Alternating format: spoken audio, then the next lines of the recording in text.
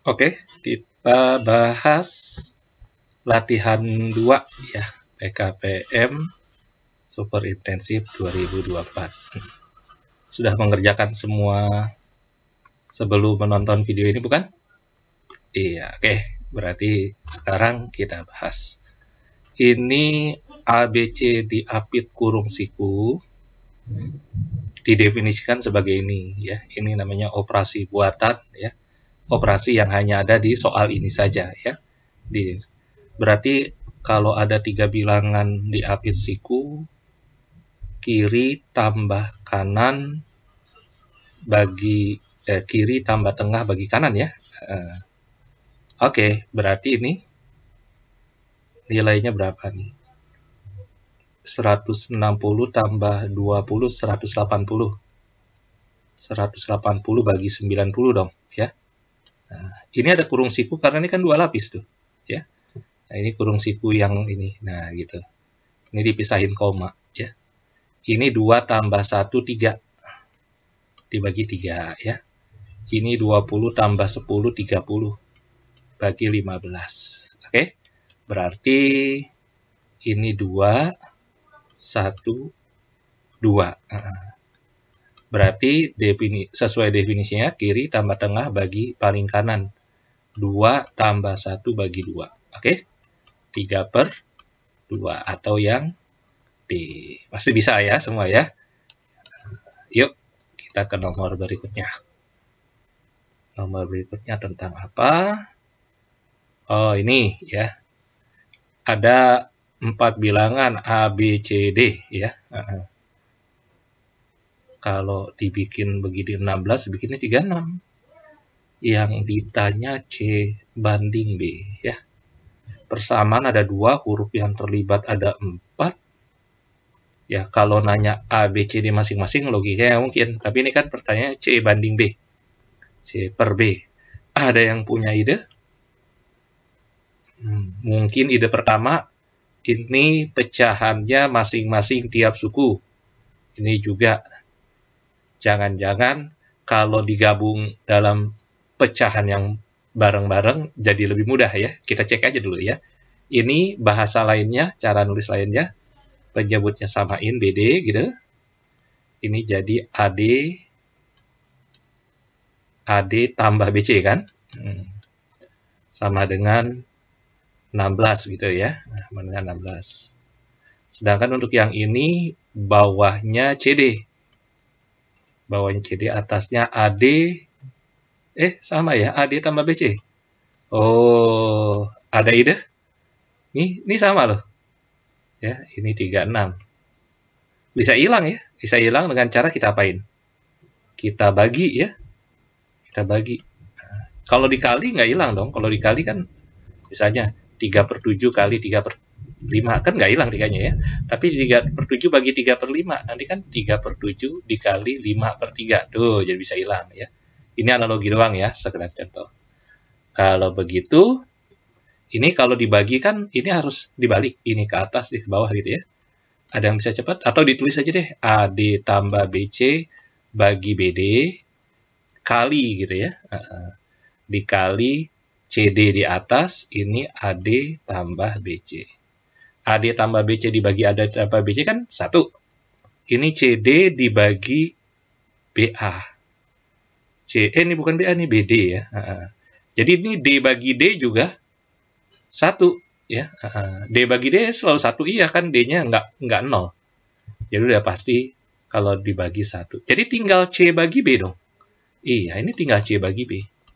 Jadi C bagi B sama dengan 16 bagi 36 ya.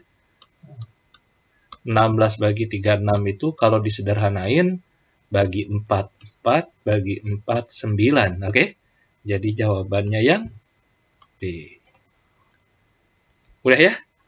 Udah ya. Semangat semua? Semangat. Ayo kita ke nomor 3. Tempat pakan ayam berbentuk balok dengan luas alas dan tingginya X. Apa yang bisa kita baca? Luas alas dengan tinggi punya hubungan ya. Jadi luas alas itu seberapa besar tergantung tinggi yang disetting berapa. Gitu. Berarti volumenya juga berubah-ubah ya, tergantung tingginya. Berarti volumenya berupa sebuah fungsi dalam tinggi ya. Volume kita tahu luas alas kali tinggi, bukan?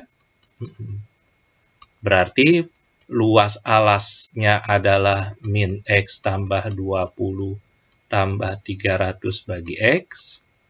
Tingginya X. Berarti berupa sebuah fungsi kuadrat ya. Volumenya. Min X kuadrat ditambah 20X ditambah 300 ya.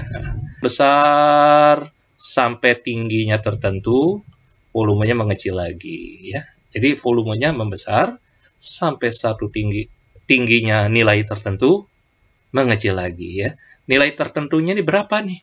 Saat volumenya maksimum begini. Ada dua tipe siswa dan sebenarnya dua-duanya sama. Ada yang pakai turunan sama dengan 0, ada yang pakai rumus min B per 2A. Dan itu sebenarnya sama ya. Rumus min B per 2A juga didapat dari turunan sama dengan 0 ya. Oke, kalau pakai rumus min B per 2A, min 20 per 2 kali min 1, jadi min 2, 10. Berarti saat tingginya di setting 10 cm, maka volume akan sebesar yang mungkin ya. Di atas 10 dan di bawah 10, volumenya mengecil lagi gitu ya.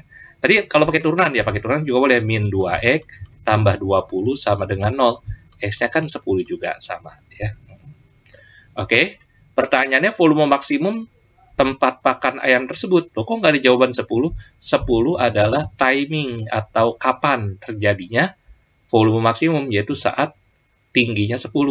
Untuk tahu volumenya, ya 10-nya dimasukin lagi ya ke volumenya. Jadi min 100, ini maksudnya ke sini, tambah 200, tambah 300. 500 dikurang 100, jadi 400. Yang D. Udah ya? Udah. Oke, kita ke nomor berikutnya.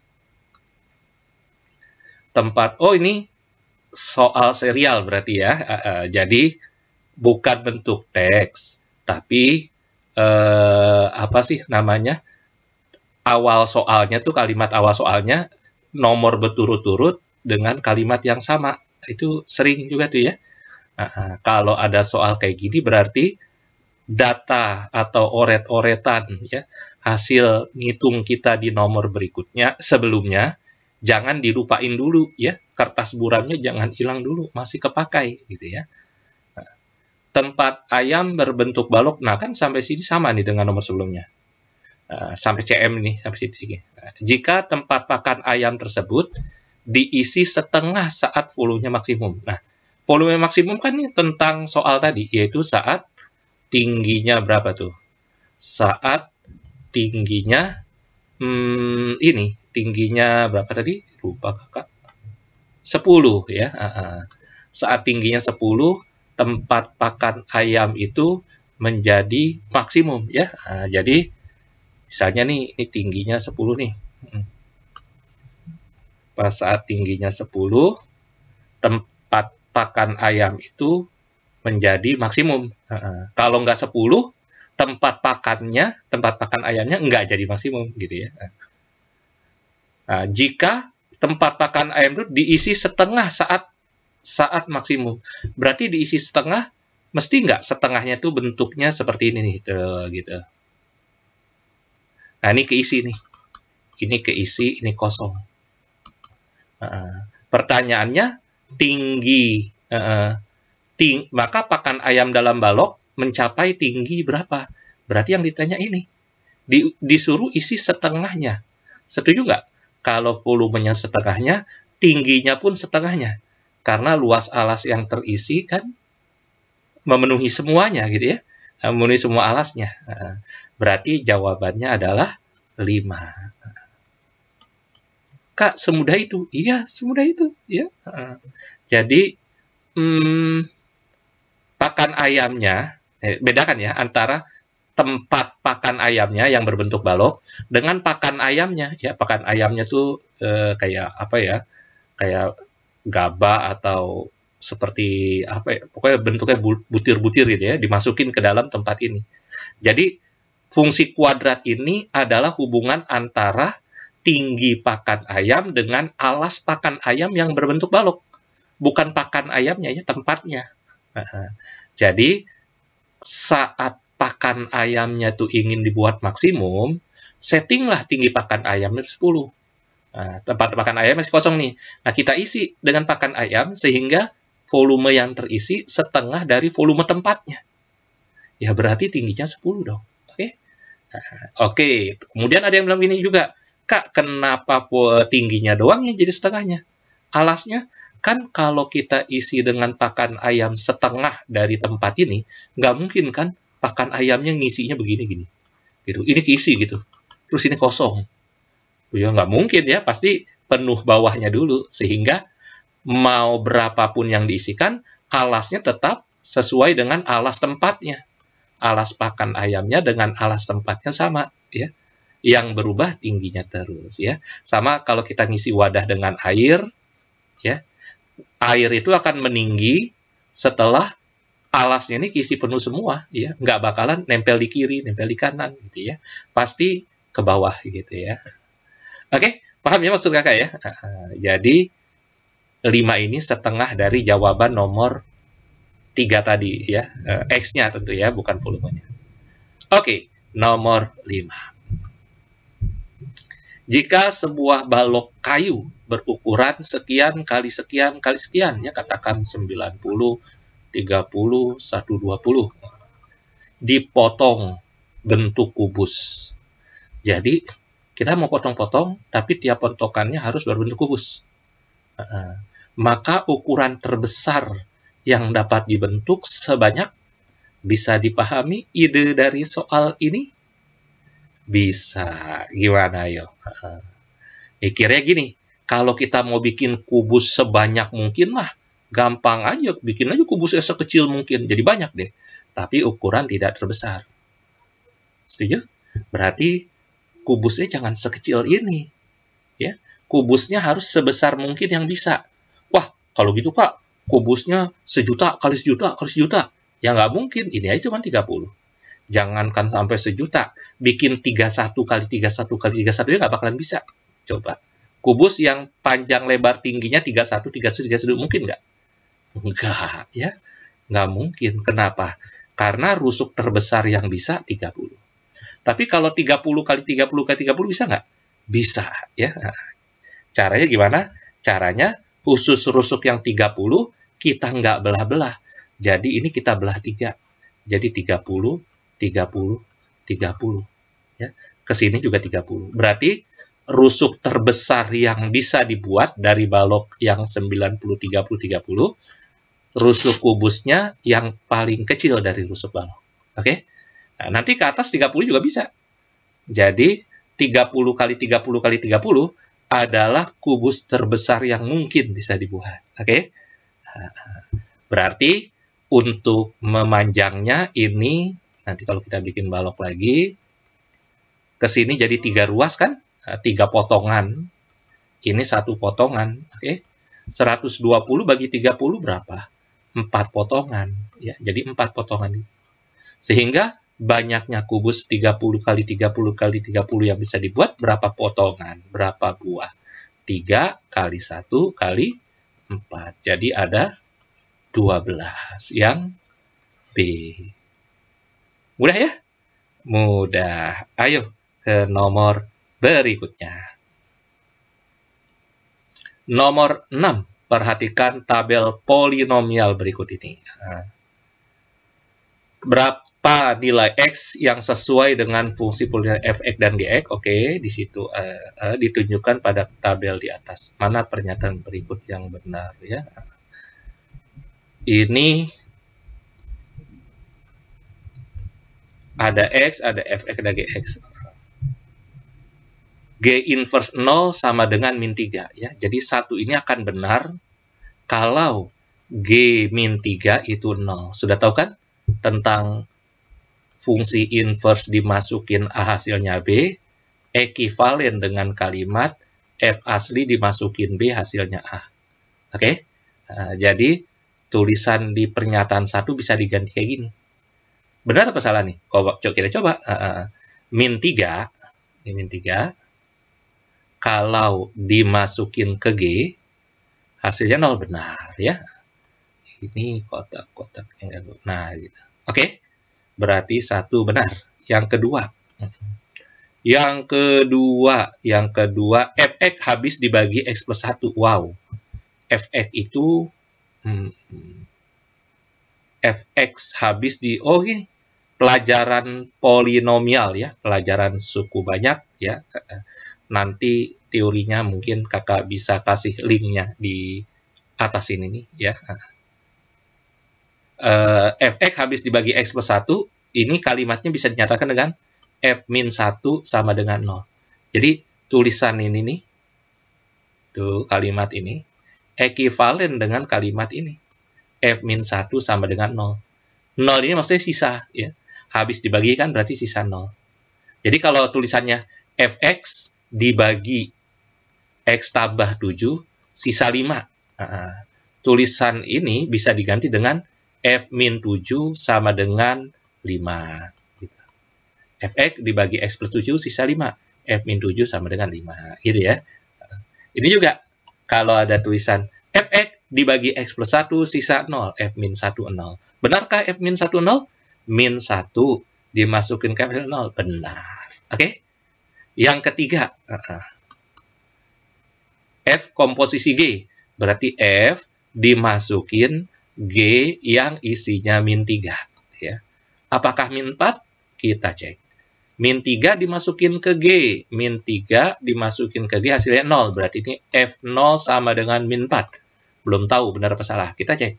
0 dimasukin ke F hasilnya min 4. Benar ya. Berarti semua pernyataan benar alias jawaban yang A. Mudah adik-adik ya? Iya. Oke. Kita ke nomor berikutnya dan tetap semangat. Nomor 7. Jika Gx sama dengan X min 2 kuadrat digeser sejauh 2 satuan ke kiri dan 4 satuan ke atas diperoleh F ya. Yang jago teori secara hitung-hitungan bisa, yang jago gambarnya membantu ya. Lebih enak lagi kalau bisa gambarnya. Tapi kalau nggak bisa gambarnya, menurut kakak biasanya bisa kejawab ya. Tapi ngebantu banget kalau bisa gambar. Oke, sekarang kakak mau asumsikan kita nggak bisa gambar dulu. Tetap kita gambar ya. Kalau digeser 2 satuan ke kiri, berarti fx itu adalah Gx yang digeser 2 satuan ke kiri. Berarti X kurang 2 kuadrat. Aslinya gitu kan? X kurang 2 kuadrat ya. Kalau digeser 2 satuan ke kiri, ya, berarti huruf X-nya diganti dengan X tambah 2. Nah, ini dari sini. Sedangkan ditambah 4 satuan ke atas. Berarti 4 satuan ke atas. Nah, gitu. Ini F ya. Kalau kita rapihin, jadinya F-nya adalah X tambah 2 kurang 2 kan X doang. Berarti X kuadrat tambah 4. Ini Fx. Ya. Ini Gx, ini Fx. Apakah kita bisa membenarkan atau menyalahkan statement 1, 2, 3, 4 hanya dengan fungsinya diketahui dalam bentuk X-X-an ini? Kita coba. Garis X sama dengan min 2 merupakan sumbu simetri terhadap kurva Fx. Ya, berarti 1 salah. Belum pakai gambar nih, 1 salah. Kenapa? Sumbu simetri sebuah fungsi yang B-nya 0 adalah sumbu Y atau X sama dengan 0. Ya, X kuadrat langsung konstanta, nggak ada B-nya. Ya, nggak ada X-nya, nggak ada suku X. Itu sumbu simetrinya adalah 0 alias sumbu Y. Berarti satu salah. Ya. Ordinat titik potong dari fx dengan Y adalah 4, itu benar. Kenapa? Titik potong sumbu Y, ya, titik potong sumbu Y, ya, itu adalah 0, C. Jadi 0, C dari fx adalah 4 nih 4 ini. Berarti benar ya. Kurva Y menyinggung sumbu X. Wah, kalau tanpa gambar berarti harus dicek D-nya ya. Kalau udah bisa gambarnya nggak perlu lagi, ya bisa pakai mata aja. Nanti kita gambar ya. Untuk ngecek 3, ini kita cari diskriminan dari F. Diskriminannya kan 0 dikurang 4, 1, 4. Tidak sama dengan 0 kan? Lebih kecil ya. Lebih kecil dari 0 itu kan artinya tidak sama dengan 0. Berarti tidak menyinggung, jadi salah. Kalau menyinggung, D-nya harus sama dengan 0. Nah, 1,5 terletak pada Fx. Ya. Masukin F1, apakah hasilnya 5? Jika benar, status statement 4 benar. Jika salah, jadi salah. Coba F1. 1 kuadrat tambah 4, 5. Benar. Berarti yang benar adalah 2 sama 4. Yang C. Oke? Nah, sekarang, coba kalau kita gambar ya. Tahu nggak gambar fungsi kuadrat yang kalau difaktorin akarnya kembar kayak gimana? Dia akan menyinggung sumbu X. Ya. Kemudian Gx ini gambarnya akan terbuka ke atas, menyinggungnya di X sama dengan 2. Nah, ini G. Menyinggungnya di X sama dengan 2. Oke? Nah, kemudian gimana F? F itu digeser ke kiri. Sejauh 2, berarti titik puncak tadi di sini jadi di sini. Kalau digeser ke kiri doang. 4 satuan ke atas, berarti geser ke atas 4. Ini pas 4 nih di sini. Ya, karena kalau kita masukin 0, ini hasilnya 4 di G. Berarti gambar parabolanya, ininya, kemekaran, ya, mekar atau kuncupnya merah dengan hitam itu sama. Cuman, jadi merah itu adalah hitam yang digeser ke kiri 2, lalu digeser ke kanan, ke atas 4. Ya. Nah, berarti bisa nggak membenarkan atau menyalahkan 1, 2, 3, 4 hanya melihat gambar merah? Nah, garis X sama dengan min 2 simetri. Salah, simetrinya sumbu Y. Salah. Ordinat titik potong Fx dengan sumbu Y 4. Benar tuh, 4. Ya memang berasal dari sini 4-nya ya. Menyinggung sumbu X? Enggak tuh, melayang di atas sumbu X. Ya. 1,5 terletak pada F. 1,5 di sini. Tetap aja harus dimasukin ke sini ya untuk memastikan satu pasangannya 5. Ya. Bisa? Bisa ya. Jadi yang bisa gambar agak ngebantu sedikitnya di ini ya, di tidak ini menyinggungnya nih. Kalimat ketiga salah. Kalau kita bisa gambar nggak perlu ngecek D lagi ya. Tapi ngecek D juga nggak susah kan? Oke. Ingat ya, kalau pas soalnya sedang UTBK beneran atau tryout ya, walaupun kita gambarnya ngerti, tapi dengan berhitung saja tercover untuk membenarkan atau menyalahkan. Jadi 1, 2, 3, 4 semuanya bisa dibenarkan atau disalahkan hanya dengan hitungan. Ya, walaupun kita jago gambarnya, kita harus tahu manajemen waktu. Ya. Jika ada 1, 2, 3, 4 yang hanya bisa dibenarkan atau disalahkan kalau gambarnya kita udah buat, baru digambar gitu ya. Oke, nomor 8. Jika M adalah bilangan bulat ganjil dan N adalah bilangan bulat genap, manakah di bawah ini ya yang merupakan bilangan bulat genap?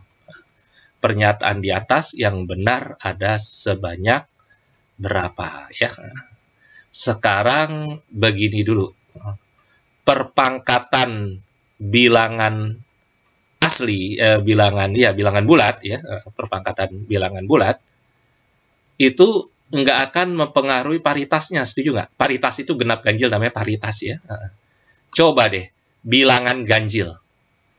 Bilangan ganjil dipangkatin berapapun, misalnya 3, mau pangkatnya 10, mau pangkatnya 11 ya. Bilangan ganjil dipangkatin berapapun, ganjil terus, setuju? Bilangan genap dipangkatin berapapun, genap terus. Oke? Berarti Asalkan pangkatnya itu bukan pecahannya. Jadi bilangan bulat, dipangkatkan bilangan bulat, paritasnya nggak berubah. Paritas dari bilangan pokoknya. Ngerti? Jadi bilangan genap nih. Dipangkatin bulat apapun, mau ganjil mau genap, tetap genap. Bilangan ganjil nih, dipangkatin berapapun asal bulat, tetap ganjil. Oke? Yakin itu? Yakin ya. Kalau begitu, untuk mengecek genap ganjil, si pangkat ini nggak usah dilihat. Semua yang pangkat nggak usah dilihat. Berarti yang kalimat 1 cukup gini nih. M-nya apa katanya? M itu bilangan ganjil. Ganjil kakak lambangkan dengan L aja deh belakangnya. Ditambah, lah N-nya nih, nggak usah lihat. M bilangan ganjil, ya berarti ini ganjil. Ya. N bilangan genap. Ya. N bilangan genap, berarti gitu. Hasilnya genap atau ganjil. Genap sama ganjil, kalau dijumlah, ganjil. Ya. Yang diminta genap, berarti 1 salah. Ya. 1 salah ya. Yang kedua, ini M itu bilangan apa? M itu bilangan ganjil, N itu bilangan genap. Dikurang ini N itu bilangan genap.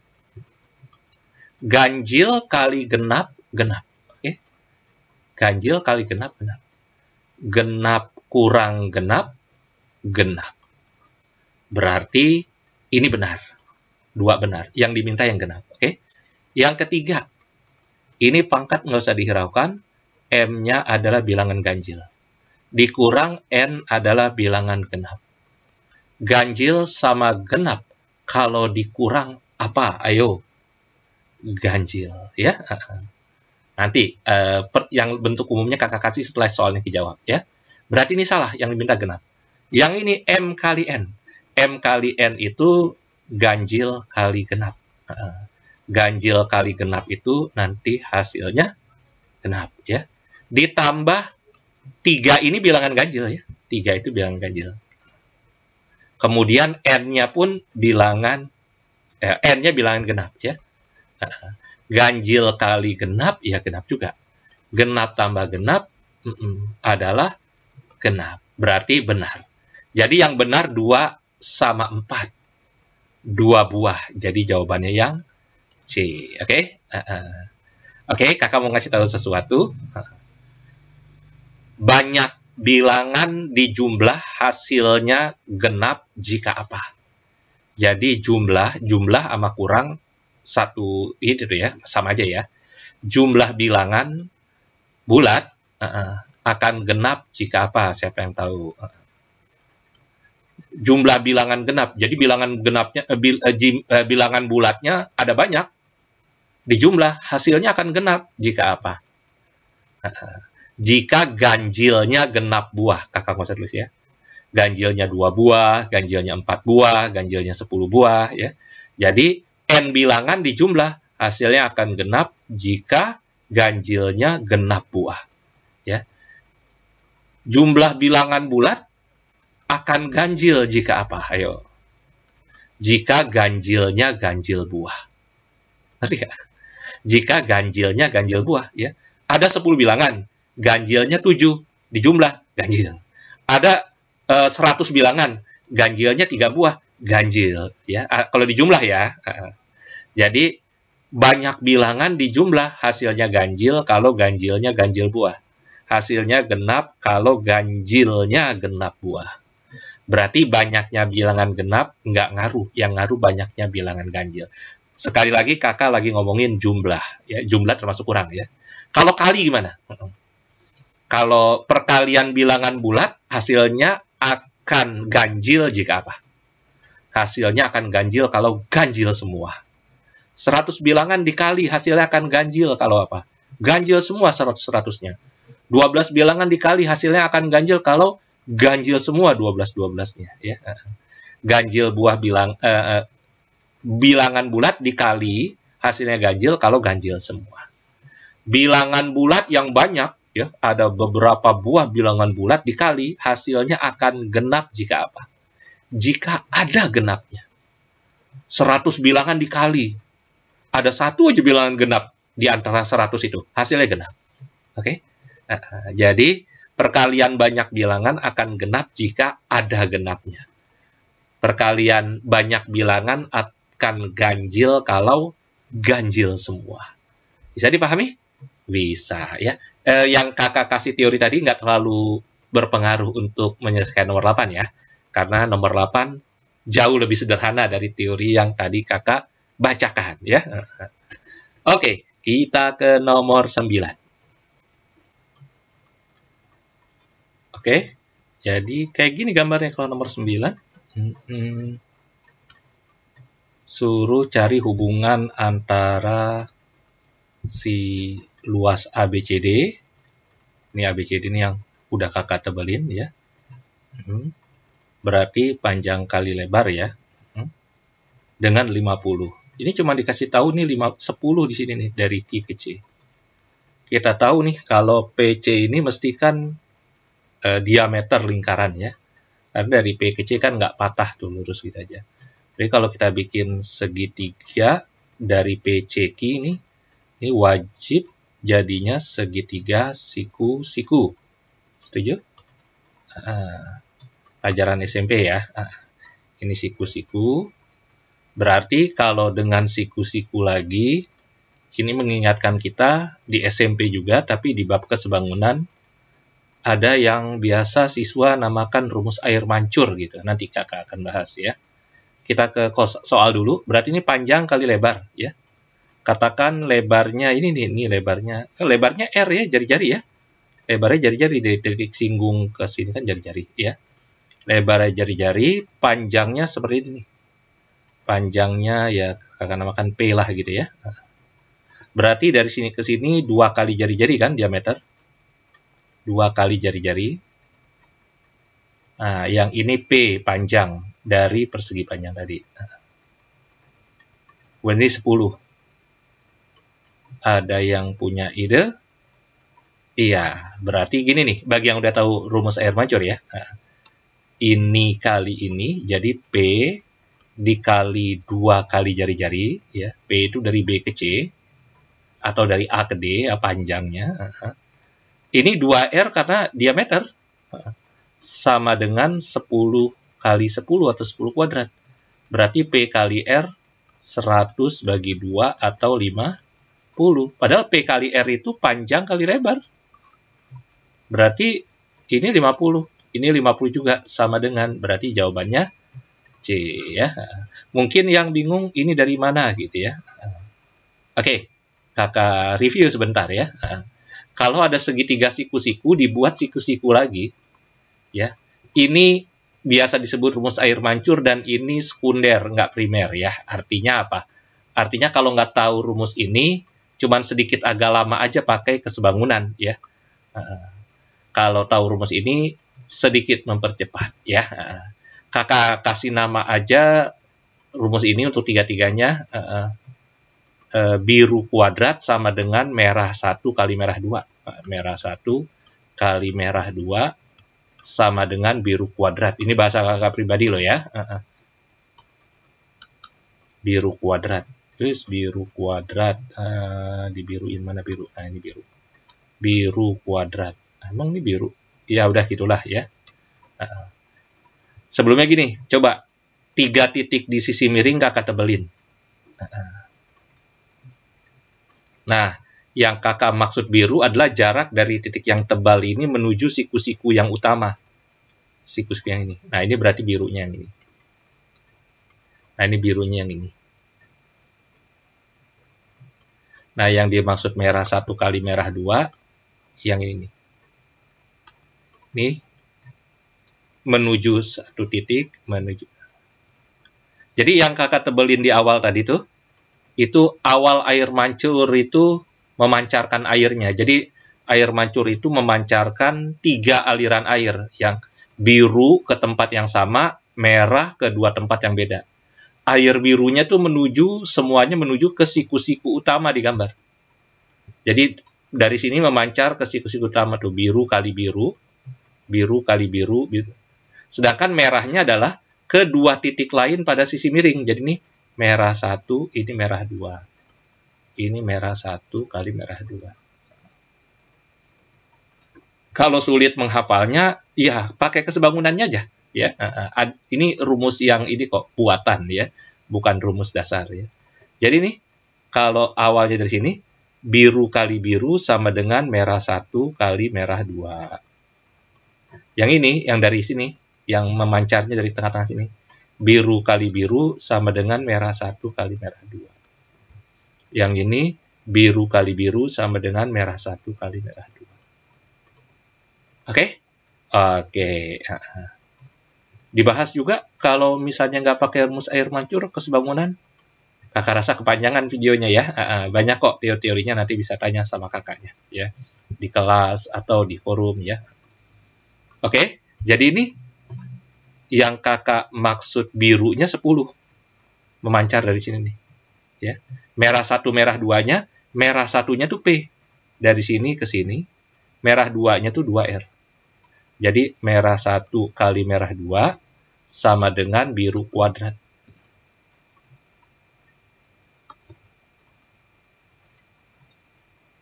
Oke? Oke, bisa ya. Sekarang kita ke nomor 10. Matriks. Oh, matriks mah biasa ini. Oh, cuman disuruh kali. Kakak biasanya kalau kaliin matriks dipisah dulu ininya gitu. Lalu hasilnya nanti kita sama dengankan dengan yang ada di soal. Coba kita kali ini. A kuadrat tambah 4, semua setuju? Biasa kakak namakan kiri atas ya. Kiri atas A kuadrat tambah 4. Kemudian yang atas kanan min 2A tambah 0. Setuju? Ini A kali min 2, 2 kali 0. Yang bawah kiri, BA tambah 2. Setuju? BA tambah 2 kali 1. Yang bawah kanan, min 2B tambah 0. Min 2B tambah 0. Kita cocokin dengan ini. Ya. Ini berarti min 2 sesuai dengan ini. Ini berarti min 4. Karena dari 2 yang kanan ini sudah bisa menyibak A berapa, B berapa, yang bagian kiri nanti buat konfirmasi aja. Misalnya nih, min 2A sama dengan min 4, otomatis A-nya 2 bukan? Min 2 kali 2 kan min 4. Oke? Min 2B kali min 2 kali B sama dengan min 2, berarti B-nya 1. Enggak yakin? Masuk sini. 4 tambah 4, 8. Masuk sini. 4 tambah 4 juga 8, berarti dikonfirmasi sama ini ya. Sekarang nih BA, BA itu kan 2. Kalau dari sini. Tambah 2, 4. Ini 3 tambah B, 3 tambah 1, 4 juga, terkonfirmasi. Berarti yakin A-nya 2, B-nya 1 ya. A tambah B harusnya 3, sedangkan Q-nya 4. Berarti lebih besar yang Q. Udah? Udah. Oke, kita ke nomor berikutnya. Apakah sistem persamaan linear ini memiliki solusi? Ini udah sering di persiapan 1, persiapan 2, pokoknya udah sering deh ya. Yang begini loh teorinya ya, bahwa SPLDV itu ada yang punya satu solusi ya, lalu banyak solusi, lalu 0 solusi. Oke? Cari deh di video-video pada pembahasan sebelumnya ya. Kalau satu solusi itu apa? 2 per B, kalau kakak ngacu sini ya, nggak sama dengan A per 8. Nggak peduli untuk 6 sama 36-nya. Kalau tadi nggak solusi, 2 per B sama dengan A per 8, tapi sama dengan 6 per 36. Kalau 0 solusi, A per B sama dengan A per 8, 2 per B sama dengan A per 8, tapi nggak sama dengan 1/6. Nah, di soal ini, kalau kita baca keseluruhan, ya, kita akan bisa jawab dengan cepat. Ayo, gimana? Mau ada solusinya yang ini, maupun tidak ada solusinya yang ini, ya. Semua ngomongin tentang gimana A, gimana B. Padahal di info 1 dan info 2 hanya mengulangi apa yang ada di info utama, lihat deh. Oke. Berarti nggak membicarakan A sama B-nya, jadi A sama B-nya nggak spesifik karena X, Y-nya masih nempel di sini. Berarti infonya benar-benar nggak memberitahu apa-apa. Sehingga info ini, baik satu-satu maupun dipakai keduanya, nggak bisa menginfokan bagaimana A sama B-nya. Sehingga jawabannya yang D. Oke? Oke. Untuk yang model lain, coba cari soal seperti ini di latihan atau persiapan lain ya. Ini untuk memberitahukan bahwa kalau infonya sama dengan apa yang diinfokan di info utama, sama aja tidak memberikan informasi yang lebih spesifik, sehingga A sama B-nya tidak bisa ditentukan. Oke? Oke, kita ke nomor berikutnya. Yuk, kalau nomor 12. Oh, ini mah standar ya, tapi jangan diremehkan. Lumayan untuk poin. Ini ada himpunan A. A, B, C, D isinya. Himpunan B, min 1, 0, 1, 2. Ini ada hubungan pasangan terurut ya. Mana yang merupakan fungsi ya. Kalau sebuah relasi ya disebut fungsi, enaknya gimana? Enaknya yang nggak boleh aja yang kita hafalin ya. Yang nggak boleh adalah ada cabang di daerah asal, nggak boleh. Ya, cabang di daerah kawan tidak apa-apa. Oke? Nah, ini nggak apa-apa. Yang ini nggak boleh. Sama nggak boleh, misalnya pun nggak ada cabang, tapi ada yang bersisa nih di daerah asal, ada yang nggak punya pasangan, juga nggak boleh. Selama ketidakbolehan yang dua ini nggak ada, berarti sah disebut fungsi. Oke? Nah, sekarang satu, lihat. A, B, ini B ada B lagi. Berarti akan ada B yang kedua juga, ke min 1 juga. Salah berarti. Ya. Pemetaan yang di satu ini bukan fungsi. Tanpa gambar yang kedua juga salah nggak? Karena ada C, ada C. Kalau mau yakin pakai gambar, ya, ini dari C akan bercabang 2. Ya. Ke min 1 juga, ke 2 juga. Nah, juga bukan pemetaan atau fungsi. Jadi, 1 salah, 2 salah. Oke? Nah, yang ketiga, coba. Ini A, B, C, D udah semua nih 4-4-nya. Ini min 1 semua. Wah, gimana nih min 1 semua? Apakah memenuhi syarat disebut fungsi? Iya, nggak apa-apa. Bercabangan di daerah kawan, nggak apa-apa. Ya. Nah, terus ini nggak punya pasangan? Juga nggak apa-apa. Ya. Berarti ini benar. Ya. Sebagai informasi, min 1, 0, 1, 2 ini disebut juga kodomain atau daerah kawan. Ya. Nah, daerah kawan. Ya. Yang disebut range atau daerah hasil adalah yang min 1 ini kalau di jawaban 3. Ya. Nah, jadi range itu bagian dari kodomain yang punya pasangan di domain di daerah asal. Ya. Jadi bisa bedain kodomain sama range. Ya. Kodomain daerah kawan, range daerah hasil. Ya. Yang keempat dari pasangan terurutnya udah salah. 0, min 1, 1, 2 sebagai daerah asal. Padahal nggak didefinisikan kayak gitu ya. Yang soal suruh mana yang dari A ke B. Jadi nomor 4 nggak sesuai suruhan. Suruhannya dari A ke B. 0, min 1, 1, 2 nggak ada di himpunan A. Gitu ya. Jadi yang benar cuma 1 buah, yaitu yang 3. Ya. Jadi B jawabannya ya. 1 buah saja yang benar. Oke semua? Oke, nomor 13. Pak Abdul menanam tanaman tebu dengan susunan menyerupai bentuk trapesium ya. Pada baris terdepan ada 35 nih. Nih katakan ada 35 ya. Sepanjang ini nih ada 35. Ada 35 batang. Baris kedua terdapat 31. Oh, berarti berkurang 4. Dan seterusnya kurang 4 lagi jadi 27. Oh, pantesan disebut kayak trapesium. Jadi gitu. Makin lama makin dikit ya. Jadi makin lama makin dikit. Barisan aritmetika dong ya. Kalau dipikir-pikirnya. 35 ke 31 kurang 4. 31 ke 27 kurang 4. Berarti barisan aritmetik dengan A-nya 35, B-nya min 4. Sehingga UN-nya adalah semua barisan aritmetika yang bedanya B, koefisien B-nya itu akan jadi koefisien N, jadi min 4N. Kalau dimasukin 1 harus 35, berarti ini 39. Nah, bikin UN sama dengan 39 dikurang 4N, bisa juga pakai rumus A tambah N min 1 kali B gitu ya. A-nya 35 tambah B-nya kan min 4, berarti min 4N min 4. Gitu, ini jadi 39 dikurang 4N. Oke? Jadi, baris ke N, banyaknya tanaman 39 dikurang 4N.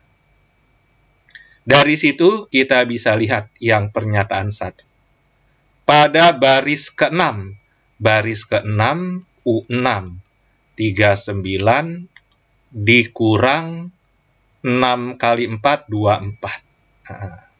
Benar apa salah tuh? Salah, seharusnya 15. Jadi salah ya. Banyaknya tanaman debu pada baris terakhir adalah 3 debu. Baris terakhir itu adalah UN positif terakhir sebelum minus ya. Jadi berapa ini? U berapa? Kira-kira aja. U berapa yang supaya ini plus terkecil? 39 dibagi 4 itu kan 9 lebih. Berarti kalau N-nya 9, 39 kurang 36. Kalau N-nya 10, 39 kurang 40. Ya. Berarti baris terakhir adalah suku ke-9. Ya. Jadi 39 dikurang 9 kali 4, 36. 3 batang tebu. Jadi paling kecil ini 3 batang tebu. Paling sedikit. Ya. Sebelum negatif, 3 inilah yang terakhir ya. Berarti benar. Benar ini ya. Jumlah tebu yang ditanam pada baris terdepan dan baris kelima. Baris terdepan 35 tadi kan?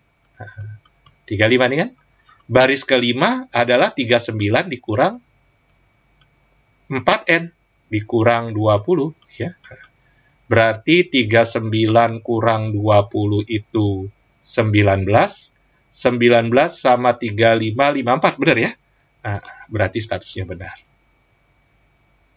Jumlah tebu yang ditanam seluruhnya, ya berarti SN. Tadi kan kita tahu ada 9 baris, ya. Berarti S9 sama dengan 9/2, suku pertama 35, suku terakhir tadi 3, bukan? Setuju? Kan N/2 A tambah UN. Berarti 9 dibagi 2 dikali ini 38. 38 dibagi 2 itu berapa? 19. Jadi 19 kali 9, 1817. 171 benar ya. Jadi jawabannya SBBB. Salah, benar ya. Oke, kita ke nomor 14. Wah, ini matematika formal pelajaran sekolah, tepatnya kelas 10 ya. Kelas 10 tentang pertaksamaan nilai mutlak. Ini pertaksamaan nilai mutlak yang di kedua ruas ada 2 suku yang mutlak begini ya. Diapain? Siapa tahu caranya? Kita begini ya. Perlu teori? Kakak rasa enggak ya, ini kan udah latihan ya, bisa langsung. Kita bisa belah case-nya menjadi 3 bagian. Walaupun langsung bahas, nggak teori dulu, tapi coba perhatikan, insya Allah paham walaupun langsung bahas ya. Sekarang kakak mau tanya, mutlak yang kakak bunderin ini, kapan jadi 0? Isi mutlak ini jadi 0 kapan? Saat X-nya sedang min 2 bukan? Gitu ya. Kapan isi mutlak ini sedang 0? Tepat 0 saat X-nya sedang min 4. Berarti soal pertaksamaan ini akan jadi beda penyelesaian pada 3 daerah, 3 mode. Ya, jadi daerah yang lebih dari min 2 ya punya cara sendiri. Yang di antara min 4 sampai min 2 punya cara sendiri, yang di sebelah kiri min 4 punya cara sendiri. Oke? Kok bisa begitu? Begini. Karena kalau lebih dari min 2, isi mutlaknya kan pasti positif semua. Sehingga harga mutlaknya nggak perlu ditulis. Jadi soal berubah menjadi X tambah 2 tambah X tambah 4 kurang dari 4. Seolah-olah nggak ada mutlaknya. Ya. 2X lebih kecil dari 4 kurang 2, min 2. Ya. X lebih kecil dari min 1. Ya. Jadi hasilnya min 1 itu ada di sini. Nggak pakai sama dengan, berarti nggak ditemin. Min 1 di sini lebih kecil ke arah kiri. Set. Sampai sini spidolnya nggak nyata. Kenapa? Karena soal ini bisa diubah menjadi tulisan ini dengan syarat mainnya harus di min 2 ke kanan. Di tempat lain, ubahnya beda. Misalnya di tengah ini. Nah, di daerah yang X-nya bernilai min 4 sampai min 2, misalnya min 3 ya. Masuk ke sini udah positif, masuk ke sini masih negatif. Min 3 tambah 2 kan negatif.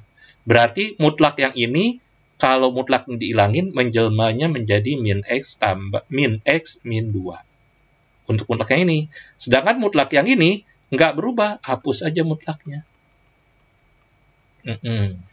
Yang udah paham teorinya, pasti menyangka kakak bertele-tele, ini kakak melayani yang belum paham teorinya. Ya. Kenapa begini? Di daerah tengah, isi mutlak ini sudah min. Ya. Sehingga waktu mutlaknya dihapus, berubah menjadi min isinya. Sedangkan mutlak yang kakak bunderin ini, di daerah sini, masih plus. Sehingga, hapus aja mutlak yang nggak diubah apa-apa. Wah, ini X-nya hilang dong. Tinggal apa? Tinggal 2 lebih kecil dari 4. Kalau 2 lebih kecil dari 4, itu kan statement yang benar. Sebuah soal pertaksamaan, kalau X-nya habis, ya, kemudian tinggal sebuah pernyataan doang, sebuah deklarasi, sebuah pernyataan, ya, kalimat tertutup, ya, yang kalau nilainya benar, berarti pertaksamaan di atas jawabannya dipenuhi semua. Kalau salah, berarti tidak ada X yang memenuhi. 2 lebih kecil dari 4 kan kalimat yang benar. Sehingga jawaban dari soal yang kakak bunderin ini adalah semua X. Tapi semua X-nya dalam ruas yang tengah. Nggak boleh ke tempat lain. Ya. Sedangkan di sini, di daerah yang lebih kecil dari min 4, semua isi mutlak udah min. Sehingga kalau mutlaknya dihapus, berubah menjadi min X min 2, min X min 4. Lebih kecil dari 4. Sehingga ini jadi min 2X. Ini jadi berapa tuh? Min 4 ke sana 8. 8 tambah 2, 10. Berarti lebih kecil dari 10. Berarti kalau dibagi min 2 jadi X, ini jadi min 5, tapi dibalik lebih besar. Ya. Nah, udah tahu kan teori kenapa dibalik? Jadi min 5 ke arah kanan, step, sampai sini aja. Terus jawaban dari semuanya, ya ketiga case ini digabung. Ya. Digabung, bukan diiris. Ya, digabung. Berarti jawaban final dari soal ini semua, ya min 5 sampai min 1 dalam bahasa interval yang kita biasa pakai ya. Namun kita tahu ada cara penulisan lain untuk interval, pakai kurung seperti koordinat, tapi maksudnya interval. Ya. Yang kiri ditulis sebagai sebelah kiri koma, yang kanan di sini. Jadi tulisan min 5, min 1 ini tergantung konteks bahasa. Kalau ngomongnya titik, ini koordinat. Ya, ini X, ini Y. Tapi kalau ada kata interval, ini maksudnya batas kiri, batas kanan dari sebuah interval. Oke? Berarti A-nya min 5, B-nya min 1. Min 5 dikurang min 1, min 4. Atau jawaban yang A. Mudah ya? Mudah. Ya, tentu harus ulang-ulang lagi teori tentang nilai mutlak ya. Nomor 15. Soal limit ya. Soal limit kalau dimasukin langsung bentuk tah tentu seperti 0 per 0, tah hingga per tah hingga kurang tah hingga, baru kita gunakan metode-metode yang sering kita pelajari. Ada yang pakai uraian, ada yang pakai hospital, dan sebagainya. Namun kalau dimasukin langsung bukan bentuk tertentu, berarti secara berhitung, soal limit itu seperti soal fungsi yang dimasukin angka biasa. Ya, secara perhitungan, walaupun tetap konsepnya konsep limit, ya. Jadi ini A kalau masuk ke sini nih, A tambah A tidak 0 kan? Kemudian ini A dikurang 2B. Berarti ini bukan bentuk 0 per 0, ya. Dan huruf A, huruf B juga harus di daerah sini. Berarti ini secara resminya bab limit, tapi secara teknis berhitungnya, ya, ini seolah seperti soal fungsi yang dimasukin A, gitu ya. Jadi ini A tambah A dibagi A kurang 2B diinginkan hasilnya min 2. Berarti kalau mau rapi tulisannya 2A sama dengan min 2A lagi. Oke? Ini kan A, gitu. Min 2A, kemudian plus 4B. Berarti 4A sama dengan 4B. Oh, berarti huruf A dan huruf B sama. Ya, huruf A dan huruf B sama. Jadi soal limit ini hasilnya min 2 kalau A sama B nilainya sama, gitu ya. Tapi A sama B hanya boleh 1, 2, 3, 4, 5. Ya. Berarti sama aja gini. Kalau A-nya 1, B-nya 1. Kalau A-nya 2, B-nya 2. Kalau A-nya 3, B-nya 3. Dan seterusnya. Nggak boleh. Walaupun A-nya 7, B-nya 7 juga nggak boleh. Karena walaupun sama, nggak ada di daerah sini. Kan harus dalam sini. Ya. Oke, 1. A tambah B siapa saja? Ya tentu berarti 2, 4, 6, 8, 10 dong. A tambah B kan 1 tambah 1, 2 tambah 2, 3 tambah 3. Berarti ini salah. Ya. Kalau A kali B. A kali B itu 1 kali 1, 2 kali 2, 3 kali 3, 4 kali 4, 5 kali 5. Oh, juga salah. Ini ketuker ini. Ya. 2 kalau dikatasin jadi benar. Ya.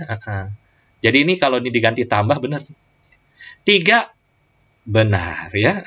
3 benar. Yang keempat, semua yang dijumlah lebih besar dari yang dikali. Apakah 2 lebih dari 1? Benar. Apakah 4 lebih dari 4? Udah salah. 6 lebih dari 9? Ini kan mintanya semua yang dijumlah lebih besar dari yang kali. Ini jumlah nih yang atas. Ini kali.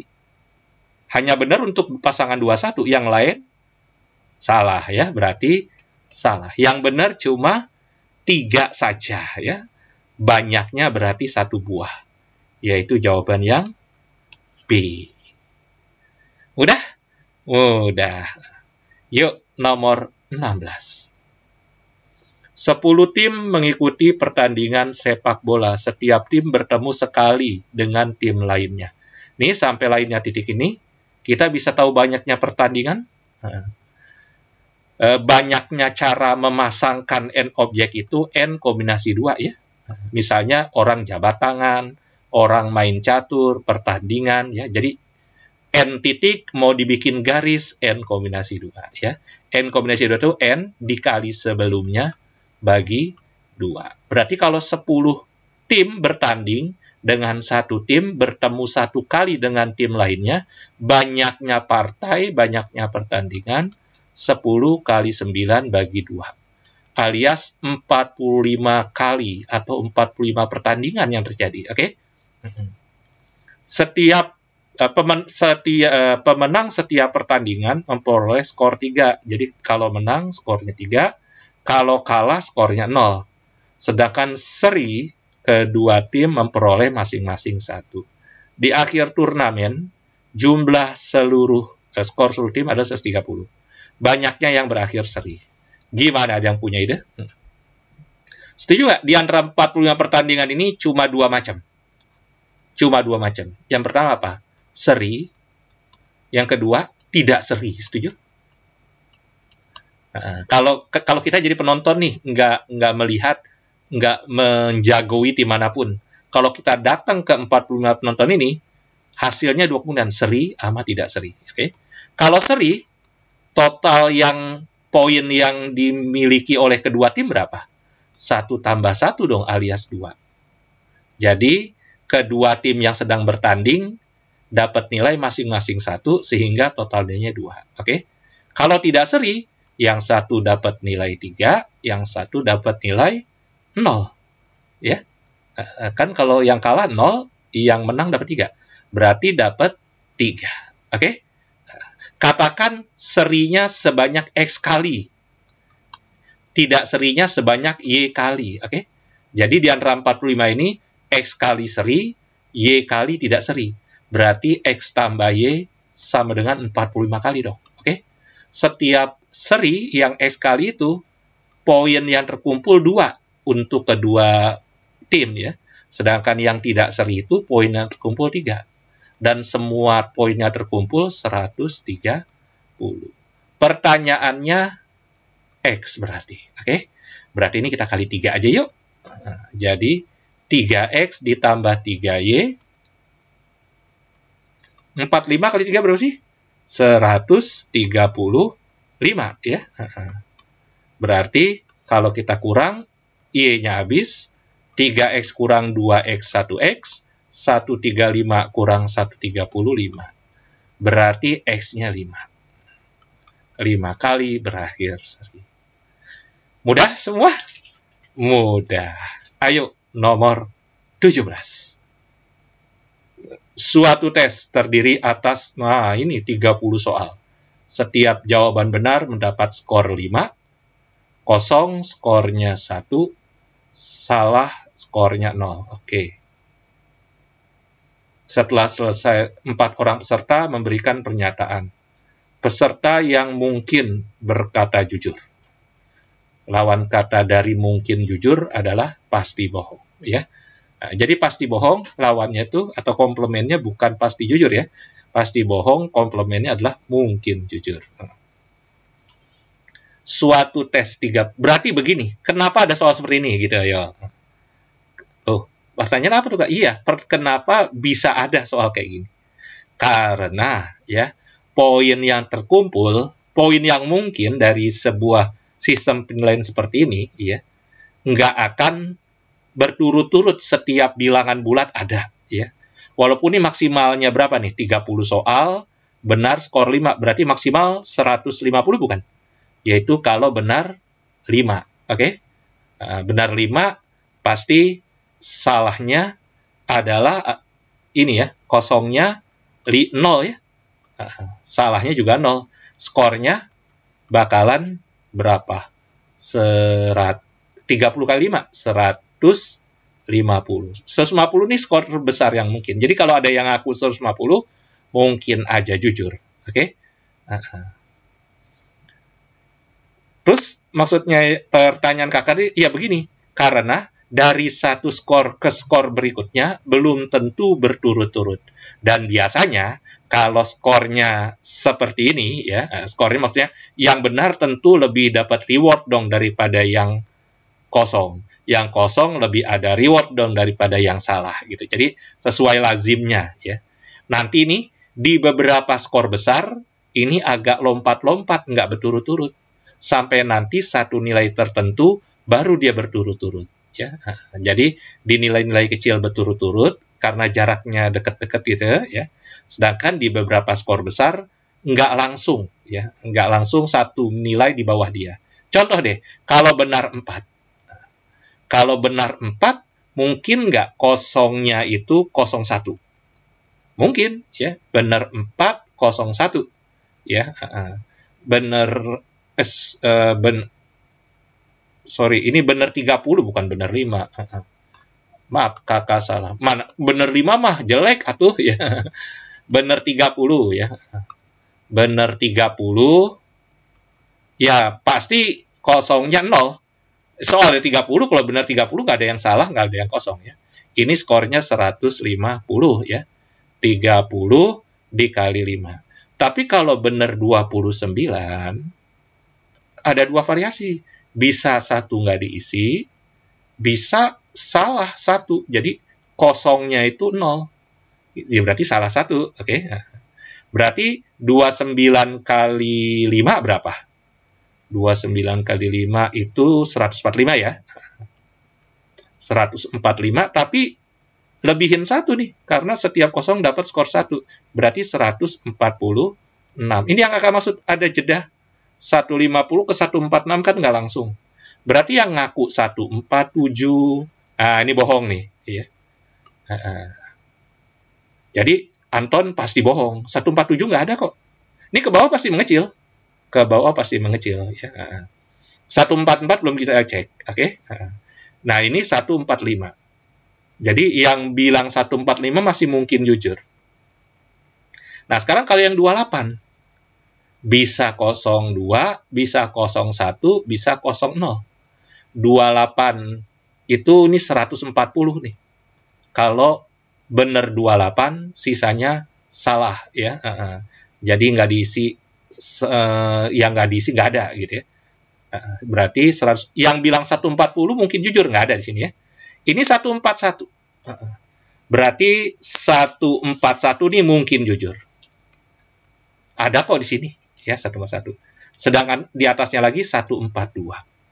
142 itu untuk yang ini ya, 282 ini. Berarti 145 ke 142 nggak ada nilai. 143 dan 144 tuh nggak ada. Kalian bertiga pasti bohong. Sendiri ini Dedi mungkin jujur, oke? Jadi yang mungkin jujur hanya 4. Ya, berarti jawabannya yang D ya. Ini yang pilihan ganda yang biasa, yang 4-nya tuh D ya. Oke?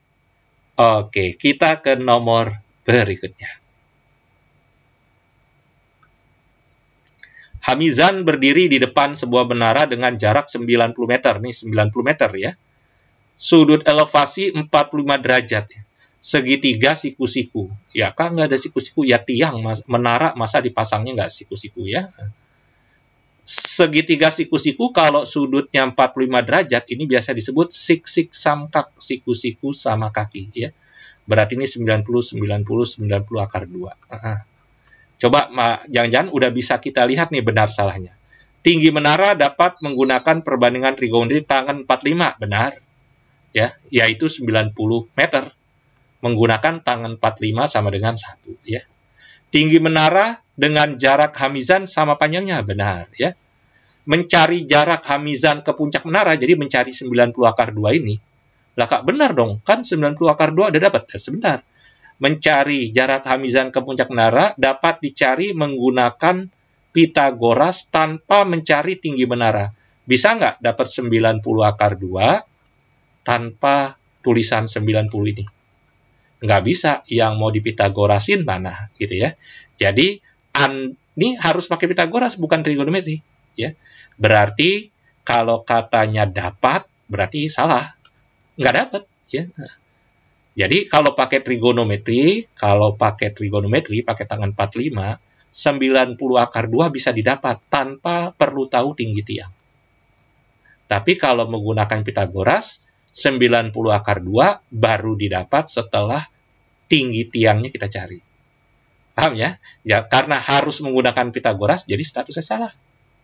Oke? Oke, jadi BBS. Benar-benar salah. 19, berarti gambarnya diulang sebentar. Singkat kakak, ini sik-sik samkak 45 derajat. 90 meter. Kemudian Abdul berdiri 20 meter di depan Hamizan. Berarti kalau ini Hamizan, ini Abdul. Kalau 90 ini, berarti kalau ini 20, ini sisanya 70. Ini menara ya. Jarak Abdul dengan menara 70 ini benar. Oke. Kemudian Abdul melihat menara dengan elevasi lebih besar. Benar, lebih dengak dia kalau bahasa Betawinya ya. Kepalanya lebih keangkat gitu ya untuk melihat tinggi menara. Berarti kalau ini 45 sudutnya, ini pasti lebih dari 45. Jadi benar. Perbandingan jarak berdiri Abdul terhadap menara itu jaraknya 70 ya. Hamizan terhadap menara itu 90. Ya, 7:9 benar. Hamizan melihat ujung kepala Abdul, jadi Abdul kan di sini nih. Tinggi mereka nggak sama, ya. misalkan Hamizan lebih tinggi atau Hamizan lebih pendek, ya. Kalau tinggi mereka tidak sama ya. Oh, tidak sama tuh ya. Bisa melihat kepala Abdul dengan sudut elevasi 0? Tidak, ya. Kalau sudut elevasi 0, tinggi badan mereka harus sama, ya. Jelas ya? Jadi salah. Hati-hati bahasanya tidak sama. Ya, tidak sama berarti enggak 0, berarti salah. Oke. Berarti benar. Oh, bukan, nih nanyanya ada berapa banyak? Ada 3. Yang D berarti. Oke. Mudah? Mudah. Yuk, nomor berikutnya 20 terakhir. Oh, ini isian singkat ya. Diketahui 3 titik ya. Ini kakak udah gambarin segitiganya. Lihat di sini 1 min 1. Oh, ini ada 2 titik yang ordinatnya sama-sama min 1. Berarti inilah 5, min 1. Yang B ini 1, min 1. Berarti horizontal ya posisinya ya kalau sama-sama min 1. Ini X-nya 3 berarti lebih dari 1 kurang dari 5 bahkan tepat di tengah. Ini 3 ini tepat di tengah kan? 1 ke 3 tambah 2, 3 ke 5 tambah 2. Jadi ini 4. Ini 3,1. Ini 3,1 tingginya 1. Bukan. Ini kan 2 titik yang horizontal ini sama-sama ordinatnya min 1. Ini ordinatnya 1. Berarti ini jaraknya 2 nggak? Dari Y sama dengan min 1 sampai Y sama dengan 1. Itu jaraknya 2. Ya, min 1 sampai 1. Berarti L menyatakan luas segitiga ABC karena transformasi. Oh, berarti luas ABC aslinya dulu. Setengah kali alasnya berapa nih? 4. Ya kan? Dari sini ke sini 2, sini ke sini 2. Atau langsung 1 ke 5, 4. Tingginya 2 ini. Berarti luas ABC 4. Oke? Itu baru luas ABC. Sekarang luas hasil transformasi A aksen, B aksen, C aksen, kakak mau tanya. Apa harus cari koordinat A aksen, B aksen, C aksen lalu digambar? Enggak, ada teorinya. Luas hasil transformasi sama dengan luas asli sebelum transformasi dikali determinan dari matriks transformasinya. Karena matriks transformasinya 3, 0, 2, 1. Jadi determinannya 3 bukan? 3 kurang 0. Berarti luas aslinya 4, determinannya 3, luasnya jadi 12 ya. Kebetulan ini determinannya positif. Seandainya di soal lain yang determinannya negatif, dimutlakin. Jadi mutlak dari determinan matriks transformasinya. Oke? Jadi jawabannya 12. Luas awalnya 4, determinannya 3 ya. Kakak ulangi, luas hasil transformasi nggak harus segitiga, segi apapun ya. Luas hasil transformasi sama dengan luas awal sebelum transformasi dikali mutlak dari determinan matriksnya.